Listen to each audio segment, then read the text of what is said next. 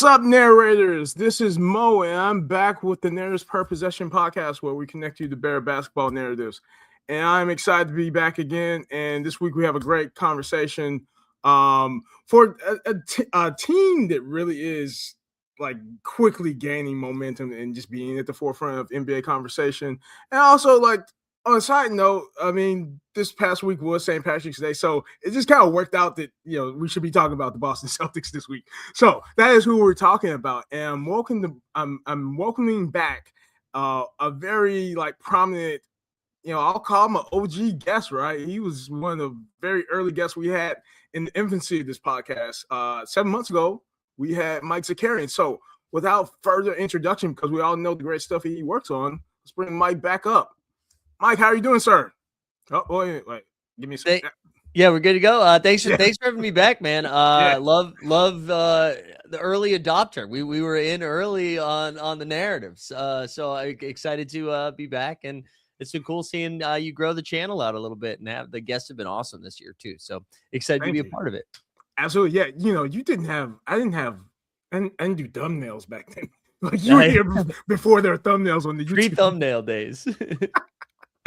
But yeah, man, no, the guests have been fantastic. I've really enjoyed, the support I have, and for folks, please, as you're watching us, please make sure you like, subscribe, comment.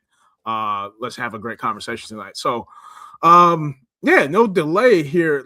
7 months ago, you were on this very podcast when I was getting things up and running, and I remember distinctly we did go into a bit of a discussion about your Boston Celtics.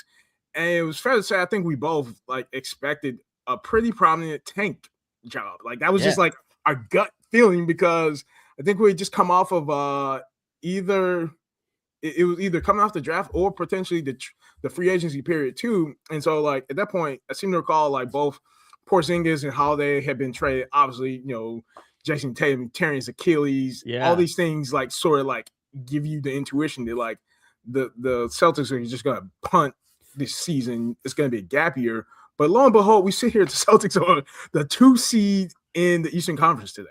Yeah, I mean, I've been doing this YouTube show called the Celtics Daily for the last, I guess, 9 or 10 months maybe, and I mean all summer long, I was saying we'd be doing what the Celtics would be doing what the Pacers are doing. That's the blueprint I thought was there, right? You ship out Porzingis and Holiday, and then Al Horford goes. Now, all of a sudden, you're asking a lot of guys that have not played meaningful minutes, in their NBA career, whether it's Jordan Walsh, Luka Garza, Baylor Shireman, whoever. And so, I thought the upside of this team going into this season was, maybe a 6 seed, probably a play-in team. I thought they were going to have to aggressively, I thought they had too much talent to aggressively tank. So unless Brad was going to start saying hey, let's I need Jaylen Brown grab your hammy for a little bit, and Derek White grab your quad. Unless they did that, I thought they would be floating around in the play-in. This has been an insane season. And then the fact that Tatum's back, I mean, it's just been a wild ride. Yeah, I mean, even before Jayson Tatum returning from, I don't want to say miraculously, but almost it's more than miraculously. I mean, he looks amazing, honestly, all things considered. So I watched Celtics Monday, they win against the Phoenix Suns. Mm-hmm. Wednesday night, Golden State Warriors. I mean, just some quick thoughts, hot takes I saw from that. It just seems like it's a very coherent team right now, in spite of Jayson Tatum coming back so late in the season. You might have logically had concerns oh, is this going to disrupt the flow that the Celtics already have? But it's it's a seamless fit right now. Yeah, I never really understood that, because it's not, I would have entertained that conversation a little bit more if Tatum and Jaylen hadn't won together already. But we've already seen them do this in a winning way. They've won a title, so I wasn't concerned about JT coming back. And I don't think JT I think that would have been an unrealistic expectation of himself. I'm assuming the right people were in his ear too to come back and be well, I guess I'm going to play 38 minutes and I'm going to take 25 shots. I just don't think that would have been a realistic expectation. I think for me, seeing him come back. I was joking earlier this week where I feel almost inappropriate in the manner in which I'm like staring at this man's feet, where I'm just like, is he moving all right? But there, and I kept outlining this. I think it was against Phoenix on Monday night. He had the ball on the right angle, kind of behind the 3-point line, and I think it was like early third, and kind of he takes it going full momentum, like right to left. And like gets right in front of the foul line and goes up, gets fouled. But again, all of his momentum is taking him in one direction, and he finishes this tough and one. And I just like, how is he doing this? I would have been happy if he was doing it this time next year. The way his Achilles recoveries go. And so for him to just kind of like, he doesn't look 100%. The shot still looks a little funky, but I mean, he's playing 32 minutes a night now already after just 5 or 6 games. He's already up in the mid or low 30s, and it's a seamless fit. I mean, JB's still like the guy right now, and rightfully so. But Tatum, it's just like great that you have Tatum there. I mean, that Spurs game a couple weeks ago or last week where JB got thrown out after chasing down the referees, right? It was like all of a sudden it was like, oh yeah, Jayson Tatum's here. So this game's probably not over yet. And they ultimately lost, but it was competitive. Yeah, I think that the thing that really impressed upon me watching, so Monday night against the Suns and then even last night against the Golden State Warriors, what I'm seeing in Tatum, I mean, small sample size for sure. I'm just going on 2 games. I've watched him. But what is really popping off the screen already to me with Jayson Tatum's game now after this injury, he's surprisingly like much more decisive than I feel like traditionally he's been as a prominent focal point of Celtics offense. Like there is like no hesitation about when he has the ball, something is happening like almost immediately. Whereas like if we think back to maybe like, the 2022 edition of Tatum that made his first finals run, there's a little bit more of like, the Kobe-esque type things of just being more, I guess, methodical or deliberate, wanting to find those mid-range pull-ups constantly or floaters, fadeaways. None of that is I've seen none of that. And what I'm seeing from him is just pure, like, I'm either going downhill to the rim or like he's becoming an amazing connector just from what I've seen in these 2 games where like the offense is humming with him in ways like it feels like it's a new evolution of like Missoula ball. Yeah, well, you have like another bailout option too, especially late in the shot clock. But I think that's a good observation. The like the more decisiveness in some of his actions. I feel like we're still seeing a couple of the sidestep threes late in the shot clock, but those feel the exception, not the rule. Where sometimes that would be a trap that they would fall into. The thing that I've been most excited about is I feel like as a Celtics fan is that Boston kind of had to. I mean, they did such a good job at it, but there was not really a lot of room for error on the glass. Like they really had to, you were seeing there, like Baylor Shireman would be over in the corner, Ugo would be in the corner. And then on the shot, they would just be crashing aggressively off on the glass, right? Which I think is still good. And it's nice that we have that ability to do that with certain rotations out there. But now you have Tatum, who is like a double-digit rebounder, And before it was like we either need Nemi, we need Nemias Cato, who's done an incredible job this year to control the glass, or we need everybody crashing the glass like nutbags. And now you have another guy out there in Tatum that is like a professional rebounder. I think he's already had 2 double-digit rebounding games already in like his 6 or 7 that he's played. And the other thing too that I really love seeing, and they only flashed it a little bit in the Suns game, and I'll be honest, I didn't watch all of the Warriors games, so I'm not sure if they did it there, but they sprinkled a little small ball 5 out there with JT. Yeah. And when you think about like playoff series, right, and having the ability to adjust on the fly and make, I just keep thinking like, do they play the Charlotte Hornets in the first round and you're paired up against somebody like Moussa Diabate? That all of a sudden becomes a problem for Charlotte. If we're like, okay, Moose, now you got to run around with JT.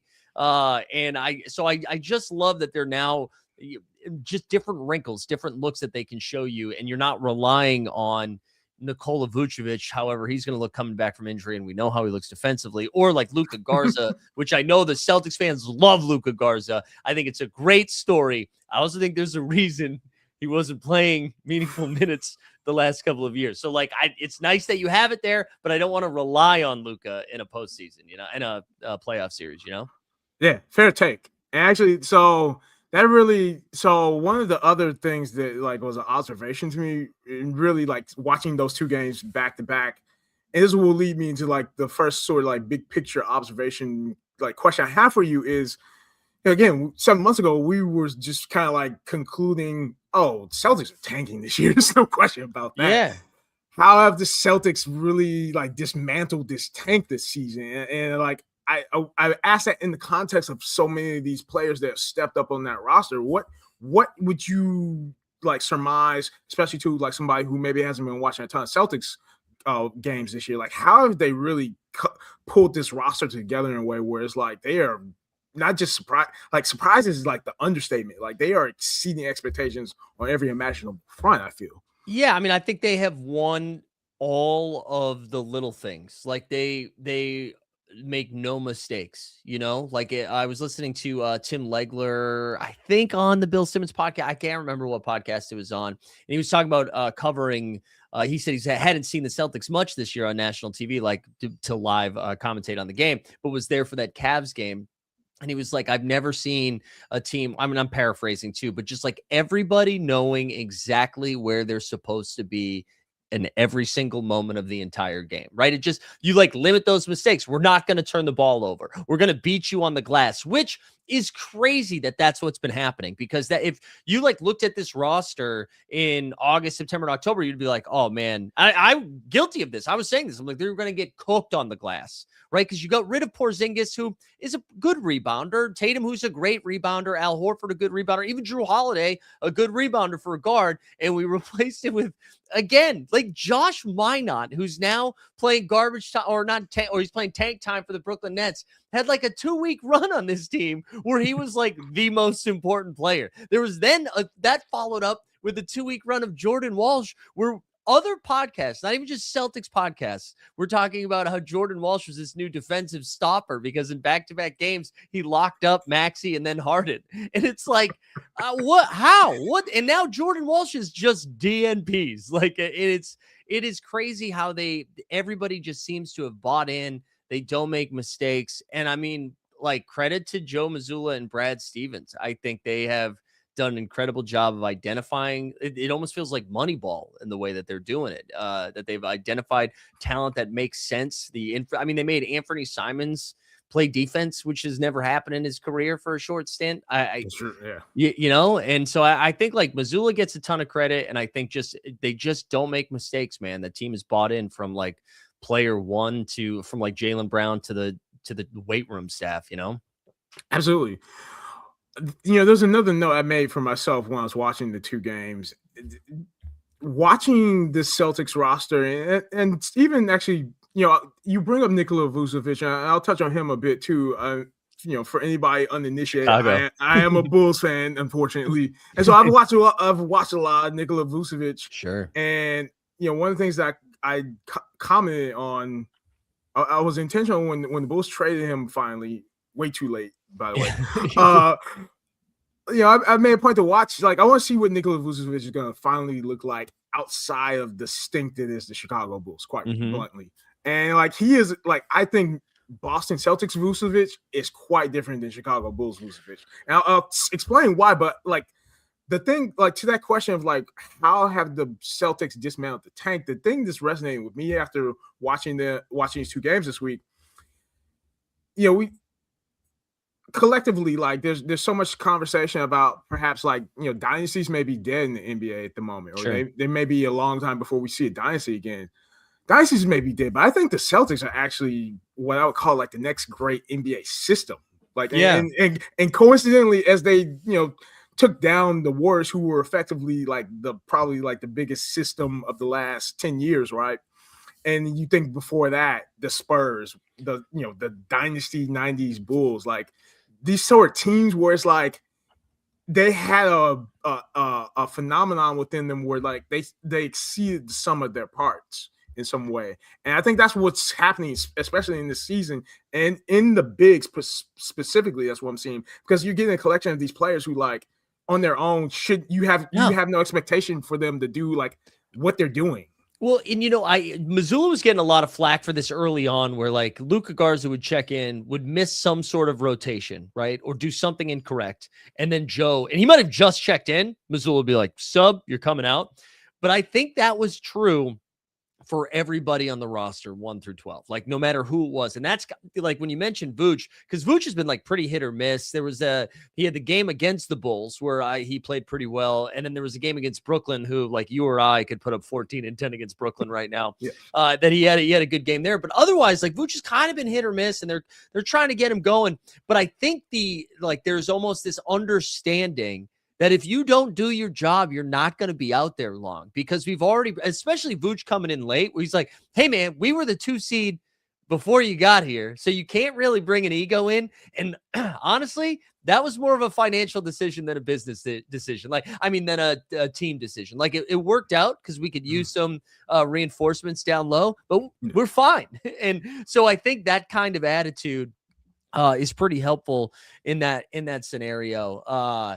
And so, yeah, because I'm with you, man. The bigs, the fact that they've been able to produce in the manner that they have, where on paper, it doesn't make sense. And to your point, I think infrastructure, whether you're talking about like team sports or just business, whatever, I think infrastructure and continuity is continuity when you have good infrastructure is really important. Yeah. But like you see with like you mentioned San Antonio, like they're still doing it. Like I think even when they were going through their dip, it was like a well thought out, like methodical dip that they knew exactly what they were doing. Same thing with like Oklahoma City, where when we talk about the tank, we think about like the Thunder being bad for so long, when it really was like a year and a half. It's like 2 seasons. Bro. Yeah, I know. They had Dennis Schroeder and Chris Paul and SGA out there running like 3-man weaves.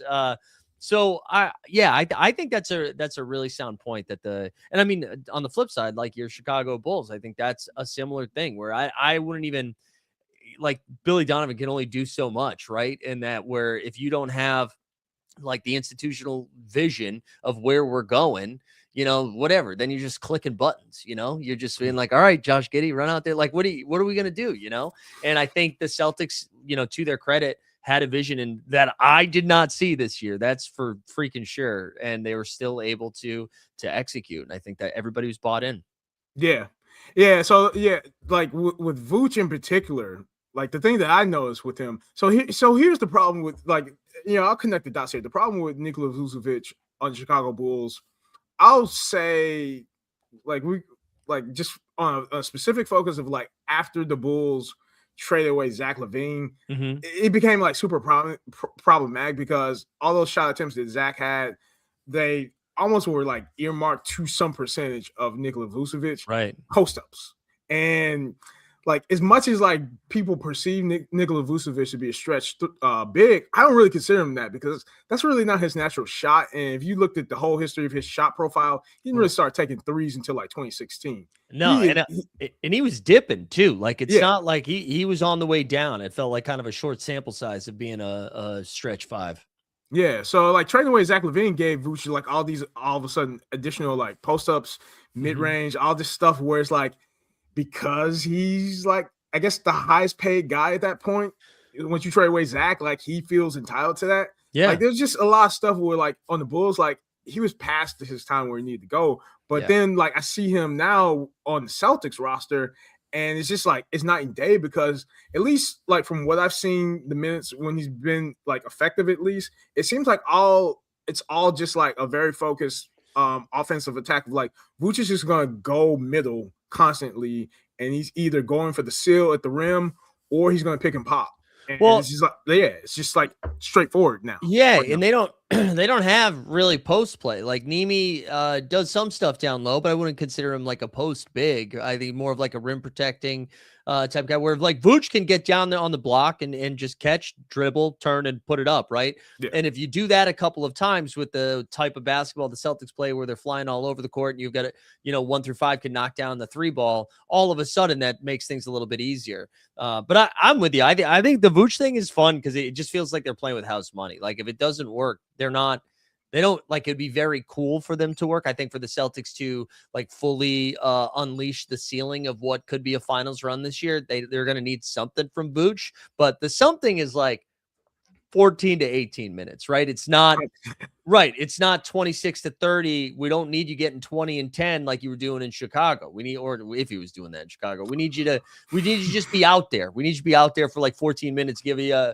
whatever we got. That's why the Tatum doing the small ball 5 thing I was like, okay, this is good. Like, again, like just have more pitches ready for you, more pitches that you can throw. Yeah. And really, I believe for the majority of this decade, coincidentally, honestly, like go back to that 22 finals, I thought what held the Celtics back in that series was a lack of like floor, call it like floor balance in terms of the shot choices that were being made then, Sure. but then also just the versatility of the bigs. That became sort of like problematic when like, the Warriors were doing like those weird small ball big lines of themselves. Like when they start Porter Jr. at the 5, like that just like you can't do much with that with Time Lord and as good as Horford is. I mean, Horford's only one guy, right? Right. They probably need versatility, but that has really, I think, manifested in the whole league becoming way more versatile with like the bigs that they roster. Yeah, and I think you can get away with some of the stuff they're doing too because of the guys that are in the locker room that have done it before. Where like in 22, like you mentioned, there's a lot of deer in headlights. Like even for Al hadn't been in games like that, and so now you have these guys that like understand what it's like to go on these runs and what's required. And when you have that from your leaders, I think it's easier for that stuff to trickle down a little bit. Yeah, absolutely. Yeah. Let me shout here. Adam Stubbs. We love Stubbs. Yeah. Good thing for the C's is the absence of Giannis and Embiid, so you can run small ball Tatum. It's just a fair point, right? Yeah. Because it seems like the East is across the league, right? That like the size is like, I feel like increased across the board. Absolutely. With rosters, but at the same time, yeah, the East probably is still a bit smaller compared to the West as far as like, quote unquote, like the jumbo lineup. So I think that's a good call out, honestly. Celtics are still like one of the more sizable teams. I mean, the Pistons, like you could say that, but at the same time, like I don't know if they have the same like versatility of bigs like Boston's carrying this season. I think for Detroit, the physicality is something that could give the Celtics some fits. And not that they are incapable of playing physical, but I do think like Detroit is a very physical team. But I mean, then we got hit with that Cade news today, and that I feel so bad for Detroit fans because that sucks. And I mean, who knows how deep they'd go if they're fully healthy, but to run this out, all season long as the top team in the East from literally, where did they start? Like 0-2 and then ripped off like 14 straight or something like that. Right. And so for them to be in charge the entire time, and now like if Cade comes back for the first round, which it sounds like he could, you don't know. It's going to be his first games back after a collapsed lung. Like that sucks. There's just so many, there's so many unknowns in that. And it's hard to like surmise like what will Cade look like with that sort of injury. Yeah. And the impact of, I mean, it's your lungs and right. To go through the gauntlet of the NBA playoffs. Like I just don't know what to expect from that.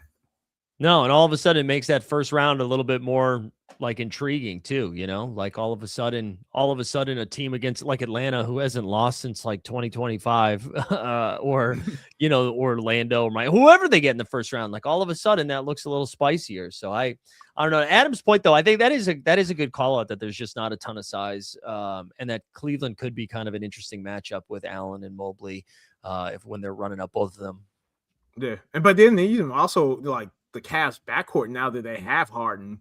I'm still skeptical of it. I mean, what I've seen of Harden in Cleveland, it seems like the premise of it is like you at least have Harden there to even it out for the Cavs second unit, because I think before they trade for him, I had great guy that covers the Cavs, friend of mine, Zach Weiss.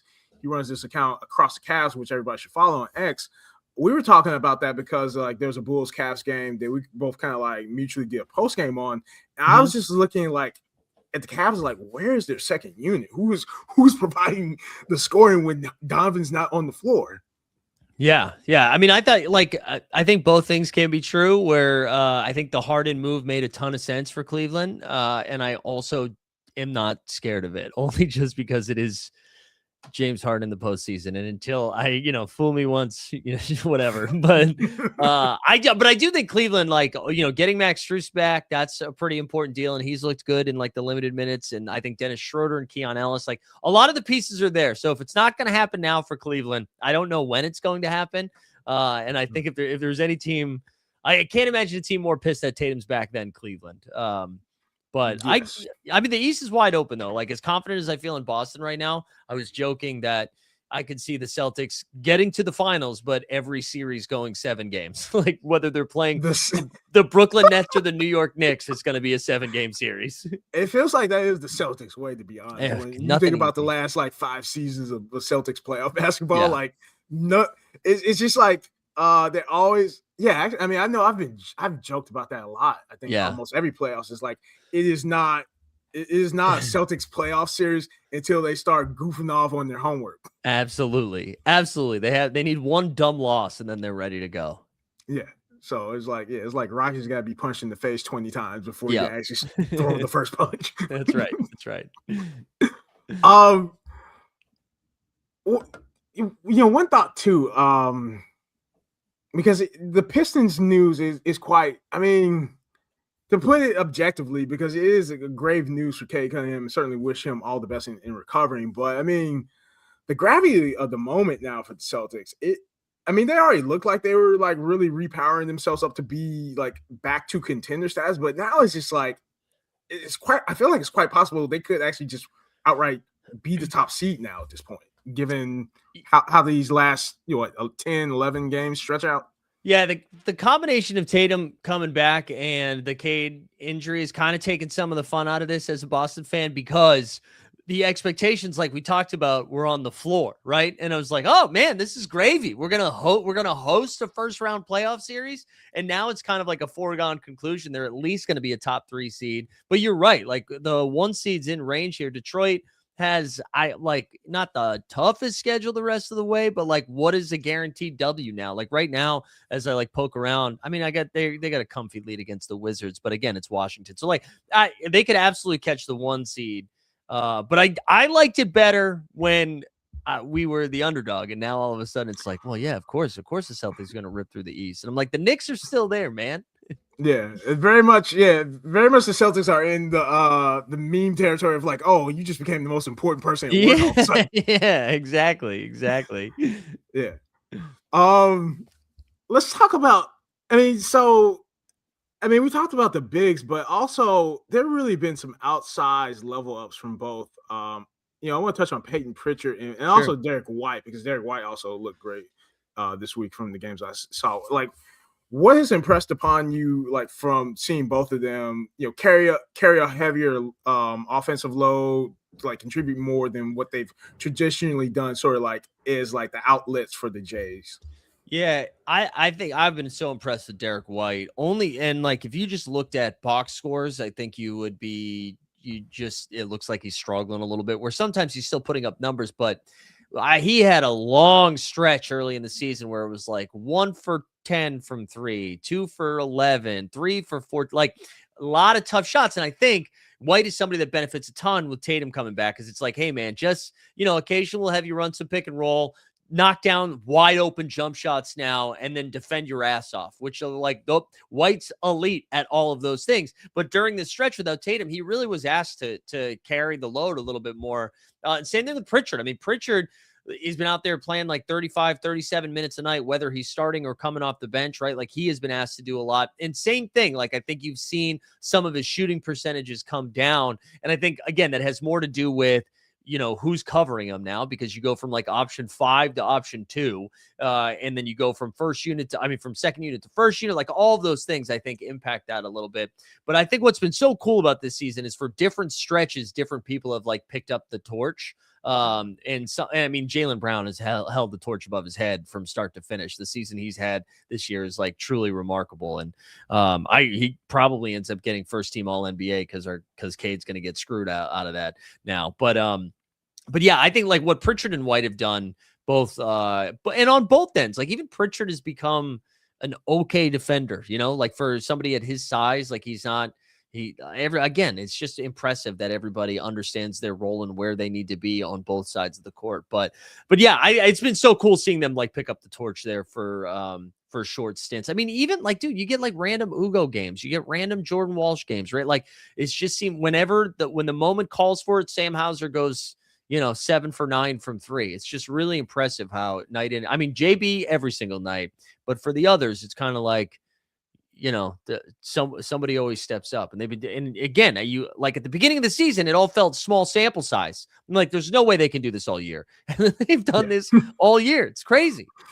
Yeah. And I mean, those are those are typically sort of the ingredients that you need to make those deep playoff runs and, ultimately get over the hump and win a title. Is like, you have to be able to get those depth contributions from like, sometimes the 8th or the 9th guy on the roster. And it certainly seems like, in spite of all of the roster turnover that happened in the past offseason, again, like the Celtics have a system in place where like they can just like reload now, apparently. Yeah, and I think like what's been cool about the Tatum return is that there's like a real comfortability in what their playoff rotation is going to look like. They know now who their 5 is every night. Where it's going to be Kata. Sam Hauser is going to stick in the starting lineup for shooting. It'll be Tatum and Brown, and then Derek White. That's going to be your 5. And then off the bench, it's Pritchard and Shireman now. Baylor Shireman, who I thought, I mean, when I was looking at like the potential wings that could make a leap, Shireman was like 4th on my list because the shot seemed pretty inconsistent. He was like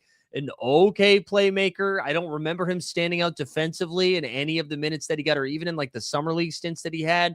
And I was at summer league this year and went to the Celtics games, and still like nothing really stood out where I was like, okay, here comes the leap. He has been awesome. And it's crazy that he's going to be like the second guy off the bench, and he's going to be used to like take on really tough defensive assignments. And so for that to be their comfortable 7, you have Vooch, you'll sprinkle in, and then like randomly Joe Mazzulla is going to send in the best plus minus guy in the league and Ugo Gonzalez to run around like he just took a bump for like 9 minutes and just cause chaos. And what I think is fun about that is like, if Ugo's got it going, he's like, you know what, Baylor will bring your minutes down a little bit. Let's let the Jack Russell Terrier keep running around. Yeah. I gotta get my guy here, Justin, who he covers the Chicago Bulls at Bulls on Tap, and please follow Bulls on Tap. My alumni kind of home as well. Do you expect the Celtics? Yeah, speaking of Vooch, so yeah, do you expect the Celtics to work Vooch back into the rotation, or just like wait until just wait until like the playoffs are to like get him in there? Just me myself, I would assume like you probably want to give him some minutes just to get back into game shape before the playoffs. I don't know. Yeah, what are your thoughts on that? No, I mean, definitely. Especially like, again, listen, all love in the world to Luka Garza. I think it's a lot of fun. I do want to play Vooch ahead of Luka Garza. So like, I think those 11 to 16 minutes a night that he's getting, like, I think Vooch, when he comes back, and if he does come back in the regular season, will be playing closer to 20 minutes in the regular season. I do think in the postseason that probably comes down, but to J-Talk's point, probably playoff dependent too. Like if they don't have a big that's going to beat him up down low and you can kind of leave him out there offensively for a little bit, then sure. But I just, knowing Joe Mazzulla, it's just like 1 or 2 defensive slip ups and he gone. Yeah.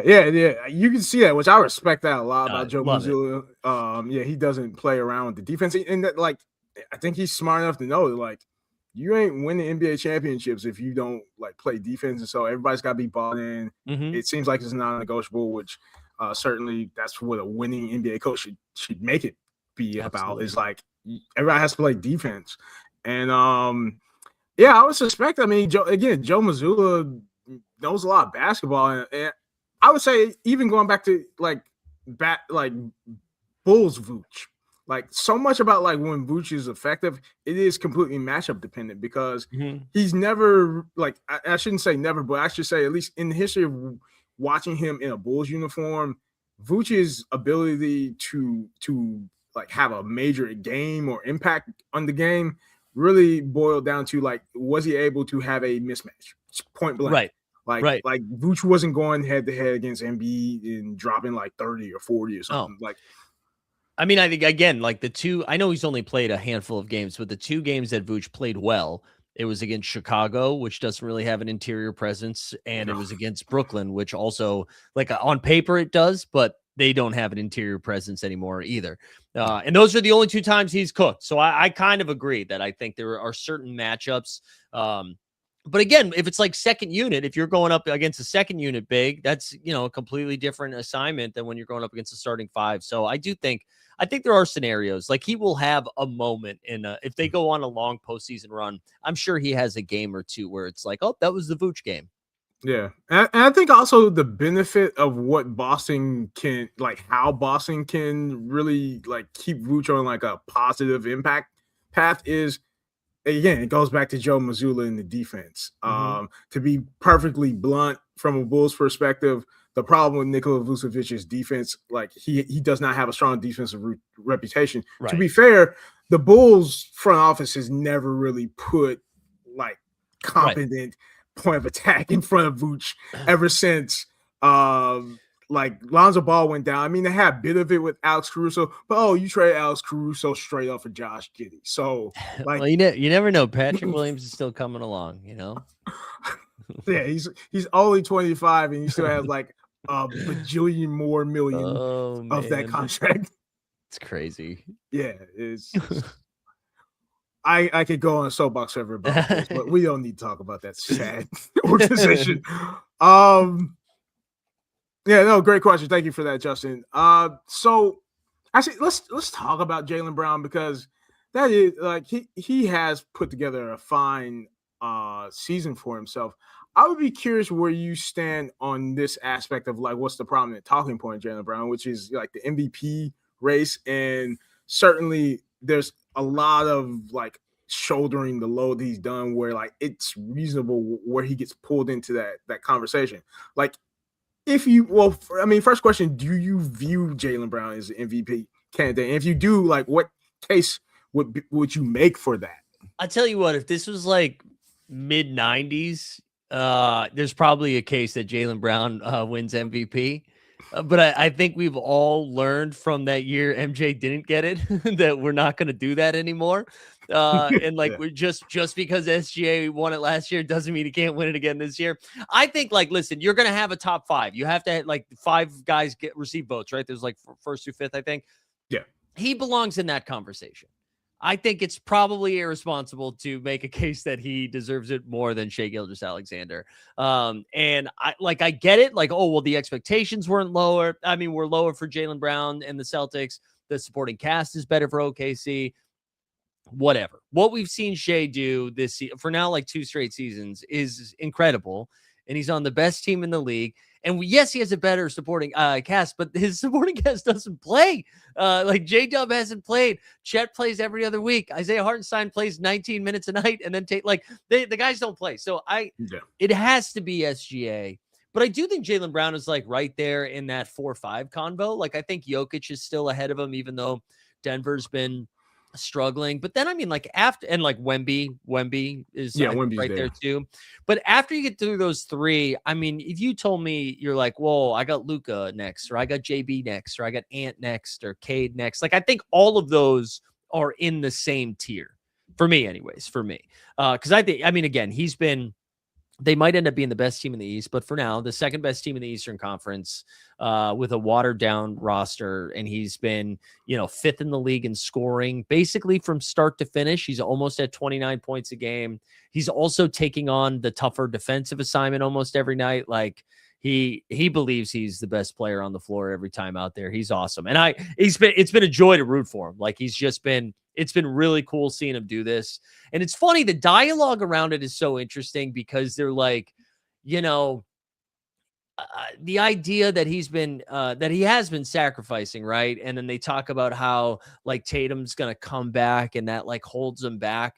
And I don't understand why we view the phrase or the word sacrifice as like a negative thing.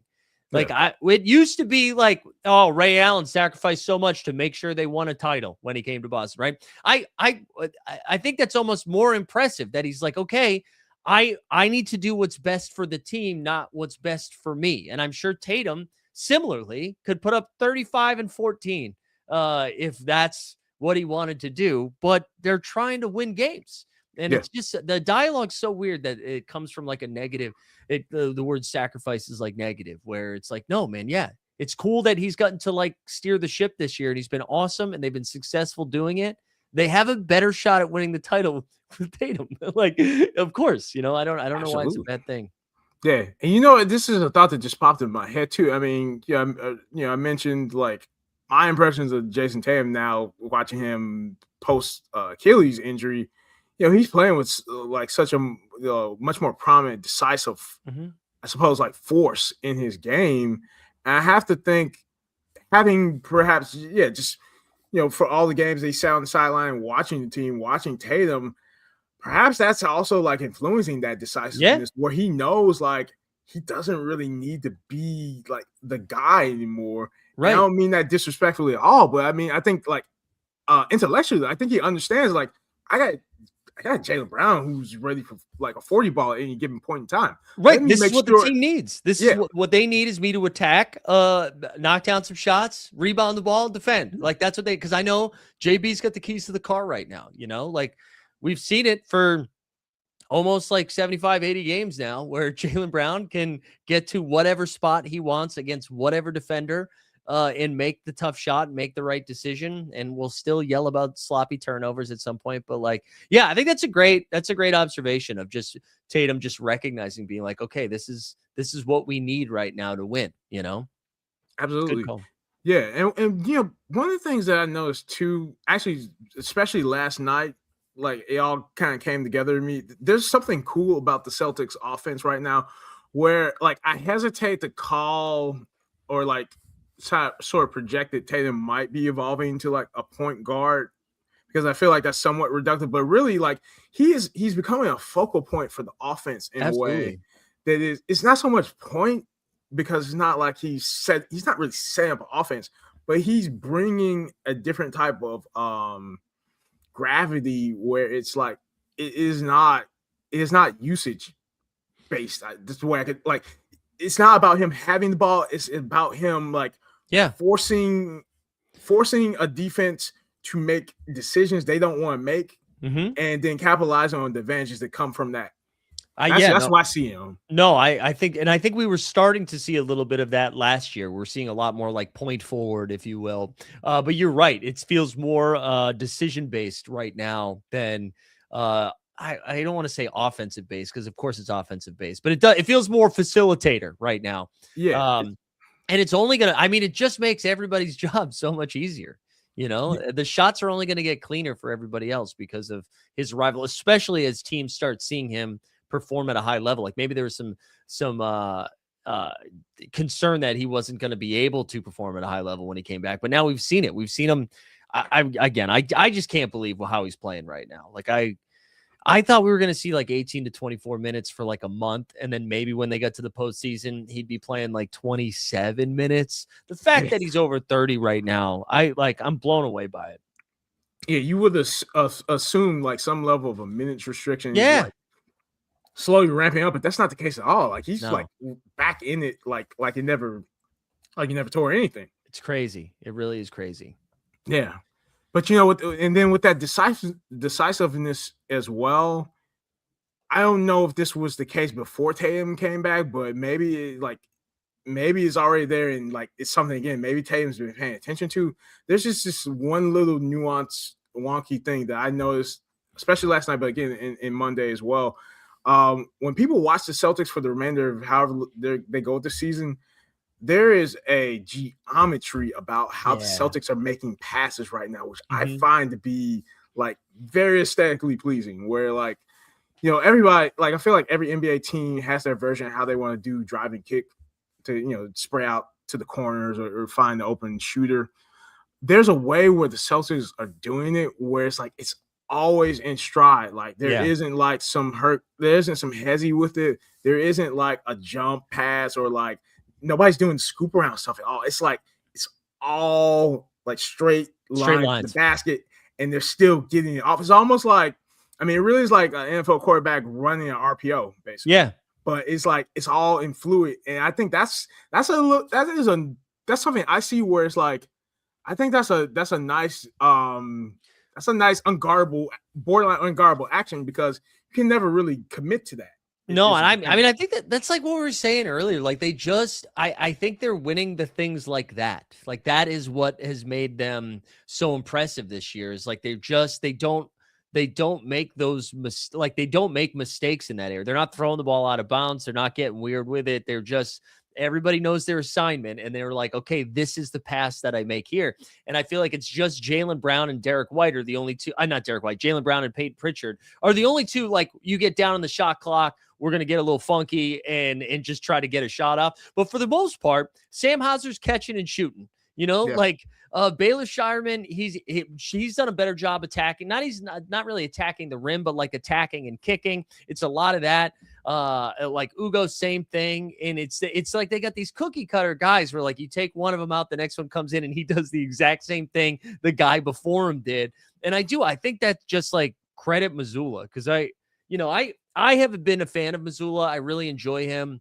I don't know if I would have considered him this like tactical X's and O's savant.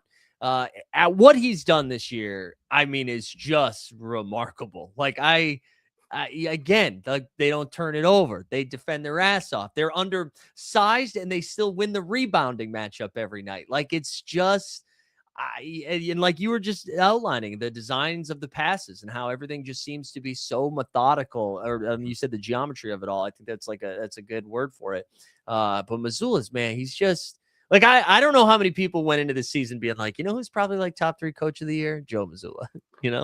Yeah, to be honest, and I might be getting to a point where I may relent on like for me. Like by midpoint of the season, like JB Bickerstaff was kind of like my unanimous coach of the year, just from what he's carried over into this season and how the Pistons have been rolling. And in some ways, I feel like you could make a retrospective argument that maybe he should have won it last season. I mean, obviously with what Kenny Atkinson did with this, with the Cavs in that near 70 game season they had. Yeah. Albeit like some people might argue, oh, he's doing it with JB's players also. Like, I don't know. Like I feel like JB has to get a coach of the year at some point, and like they almost have to do the mea culpa, but at the same time, like just the level to your point, what Mazzulla is doing with this roster, given the expectations, given with what on paper you would have concluded this season was going to be. Yeah, it's incredible. It's kind of hard not to like. I would not fault it all if it did go Mazzulla's way because I think he really has earned it at this point. Yeah, I feel like it's so hard to get mad too if like there's so many deserving coaches and like JB Bickerstaff, what they've done with Detroit again, start to finish has been incredible. So I would absolutely be fine if he got it too. Also, like just real quick, Jordan Ott, what he's doing with Phoenix, the fact that Phoenix is competing, I mean, is nuts. Like they have not had any health luck. They've basically been playing without a center for a month. And they're still just kind of grind away in the Western Conference. So I would have been fine if people want to give him some love too. But yeah, I'm with you. I think Bickerstaff probably gets it. But what Mazzulla's done this year is just nuts. It's been fun to watch. Yeah, and actually on the point of Jordan, I will plug. So I had Stephen Pridgeon Garner, who covers the Phoenix Suns. Yeah. On PHNX is one of the all city outlets, so he covers it, and we talked at length about Jordan Ott because that's really what Stephen hit on a lot. Is like what has turned around like Phoenix surprisingly because on paper they had a similar story, right? Where like you trade Kevin Garnett, so you're going to tank as well. You're obviously going to be bad, like. Nobody else, like, Book is good, but Book isn't gonna carry a team. Yeah, and like they've become so much more than even just like the concept of like, oh, we gotta lean on Book. Like they're doing it with their defense, and so much of that is Jordan Ott. I mean, they just started playing Jalen Green more than like 30 minutes a night, right? Like he was barely like they had him on like he was hurt forever, and then it was kid gloves for a while. Like and that's their second best player. I like make the joke, which is not fair to these players, but it was like there's like Chat GPT names coming out there, like guys you've like never heard of before, are all of a sudden playing 22 minutes for the Phoenix Suns. And no matter who they plug in, whether it's Gillespie, whether it's Oso Iguodala, whoever it is, whoever they throw out there. Like similar to what we were talking about with the Celtics, like knows exactly where they need to be and what they need to do, and they keep grinding out W's. Absolutely. Yeah. I mean, they have a lottery pick in common Molly Watch who's like barely played this season. Yeah. And it's like, if they develop him and all of a sudden he hits into something, that's also something to look out for. Yeah. Yeah. For sure. Yeah. Um, I do want. So we were talking about Missoula for a bit, and obviously we talked about all the important things. But like, I would feel remiss if we didn't wrap with at least something funny about Joe Missoula, because like I have to say, like I am, as much as I am a fan of what he's doing coaching. Like It's one of chaos. my simple joys in life is watching Joe Missoula pressers, because there was a time, and I'm going to date myself. Like there was a time where like I felt like weekly you got like a crazy head Yeah. coach press conference. Like that used to be all over Sports Center. Like Right. coaches don't really get like wild impressors anymore, but No. Missoula is like the exception. I think he's the last Don as far as that stuff goes. This, like, people forget about this now because the Celtics team's on pace to like be the second or best team in the Eastern Conference. At the beginning of the year, this season started with the media showing up for a basketball game where they were supposed to play each other. And Missoula said, F that, you're playing us. And then the coaching staff beat them like 61-4. Yeah. Like that was the season. That's how it started. And it was like, and I credit him. I think that's like some mad scientist shit. Like I loved it. I think there's something I think that actually makes, and maybe media members disagree, but I think that actually makes them feel more a part of what they're doing together, essentially, than it does. Like, I think there were some outlets that were like, this is bullying. And I'm like, oh God. Like, yes, that is something we should address as a society. This might not be the example we need to point at. But it started with that. And then just a week ago, we had Missoula being like, at least my principal had the balls to kick the kid out himself or whatever, instead of having the hall monitor do it. I mean, I want to know, was he workshopping that at halftime? Because JB got kicked out in the second quarter. How did he have that in his back pocket? And then it follows up with some sentimental stuff because like 3 days later, he talks about how he reconnected with his principal. So I have to talk about that. And then I do want to get like of the entire like tenure of Joe Missoula. We have like, if I want to hear like some of your favorite Joe Missoula quotes, if you have them. Because like that one in particular. So last week, Jalen Brown gets tossed out, and then in the presser, he gets asked the question about it. It just complete commit to the bit is like, oh, it reminds me of my high school principal. Or no, he said like, I'm glad, like I really like appreciate my high school principal for having the balls to throw people out and not leave it to the hall monitor. Pause for 3 seconds. Incredible, man.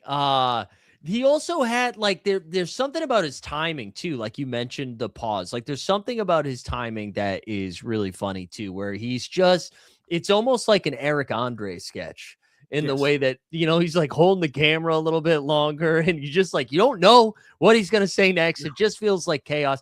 I forget what the exact quote was, but the one about like tasting the blood on the floor, like, I want to taste the blood on the floor. And then, it's like countless, like basically, like homages to gladiator matches or like death sport. Yeah, there was I remember Jrue Holiday too so Jrue Holiday somebody asked Jrue when he was on the Celtics, how would you describe his coaching style? And he said craziness. And then there was a follow-up and they were like, hey, you said craziness. Why did you describe it as craziness multiple times?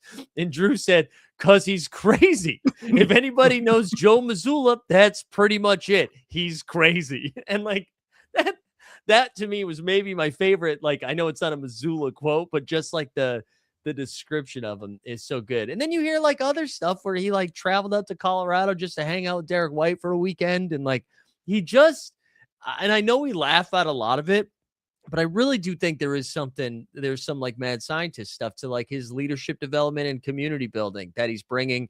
Like we do focus so much on the X's and O's, but yet at the same time, we talk so much about how coaching players of this generation is so different with all the money that's on the table. And it seems like he does have this command of the room. Like, I don't think you're ever hearing anybody speaking out of pocket. Like you hear about some of the background stuff that's happening, you know, with the Timberwolves sometimes or with the Warriors, just like recent examples, right? I can't think, and of course it's easy when you're winning games. I can't think of any like comment in the last 2 years that like had Celtics media, Celtics fans in a tizzy that were like trying to break it down. Like the only riff that anybody's created is if like, can you win with JB and JT? Like, that's it though, right? Like I think that speaks to his leadership.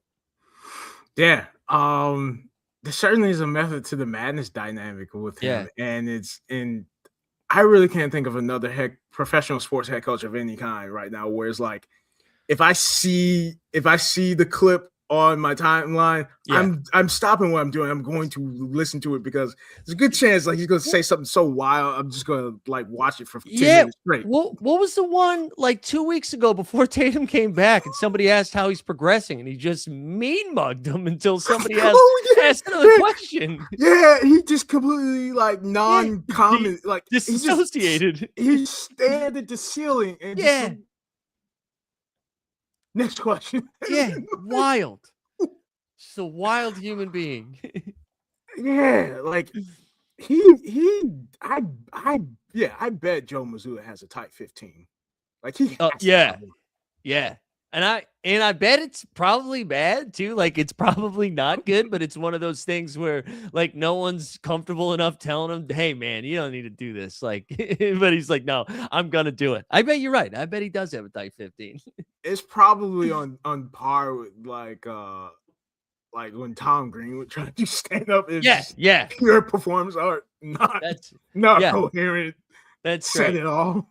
With that, honestly, I'll DM one of the Celtics beat reporters. Somebody needs to ask him who his favorite comic is. And it'd probably be some crazy like 1665 shit too. Like it won't be it'll be something from 500 years ago. It's good.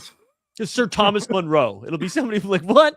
He's like, oh yeah, he was an understudy of Shakespeare in 1612, but he never had the confidence because he's consumed with murder. Something crazy. He was his favorite because he also liked the taste of blood when he was doing stand-up or something. Something insane. He's been fun, man. He's been a joy. It's just like, again, like it used to be like SportsCenter would have a head coach rant weekly, and it'd be some of the most insane ones. My all-time favorite one, just off the like rip that comes to mind because I watched this like a couple of months ago. It's that one baseball manager. I do not know his name for the life of me, but it's when he you probably know this. Like he lost a game. He was I think he was a Kansas City Royals manager, and he lost a game. And like he didn't like the question he was getting. He just went on a complete tirade and went to his office and tore up the office. And he was just cursing out everybody. And then when he got done tearing up his office, he steps out of his door and said some more expletives while holding a whole jug of vodka. Yes. I think it was the Royals. I think that's right. Like it was like the Brett. I almost said Brett Favre, the George Brett era Royals, right? Yeah, it was like tail end of it. Yeah. That's a good one. Listen, Bobby Knight definitely had his warts in his coaching style. I do like if we could guarantee no one could get injured, I want more people throwing stuff. That's what I love about like umpires sometimes will just like pick up a base and throw it. Like I love that. Not umpires, but like in baseball. The players there. Yeah, like I love that. I love like whip a chair again, as long as we can guarantee nobody gets injured. I think we need more throwing of stuff.